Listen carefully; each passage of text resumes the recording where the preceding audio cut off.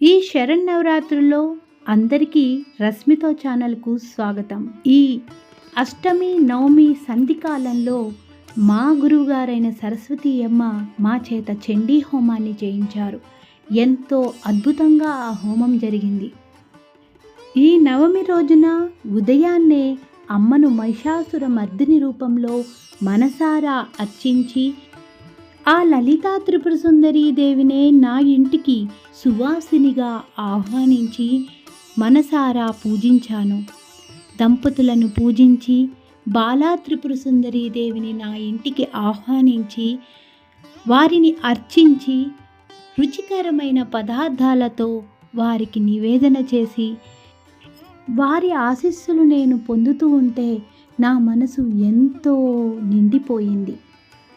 ఇది అంతా ఆ జగన్మాత కృప వలనే నాకు సాధ్యమైనది. ఇందులో ఎటువంటి సందేహమూ లేదు. సాక్షాత్తు ఆ జగన్మాత అయ్యతో కూడి నా ఇంటికి వచ్చి నా పూజలు అందుకుని నన్ను ఆశీర్వదించారు. ఇలాంటి శక్తి ఎప్పుడూ ఇవ్వాలని, ఇంతకన్నా భక్తితో, ఇంతకన్నా శ్రద్ధతో అమ్మ సేవ, అమ్మ ఆరాధన చేసుకోవాలని మనసారా కోరుకుంటున్నాను.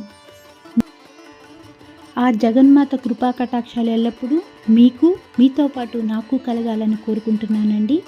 అలాంటి శక్తిని అమ్మని ఇవ్వమని కోరుకుంటూ, యాదేవి సర్వభూతేషు శక్తి రూపేణ సంస్థిత నమస్తస్తే నమస్తస్తే నమస్తస్తే నమో నమః. ఈరోజు సాయంత్రం ప్రదోషకాలానికే దశమి రావడంతో అమ్మను అభిషేకించి ధూపము వేసి పూలతో అర్చన చేశామండి.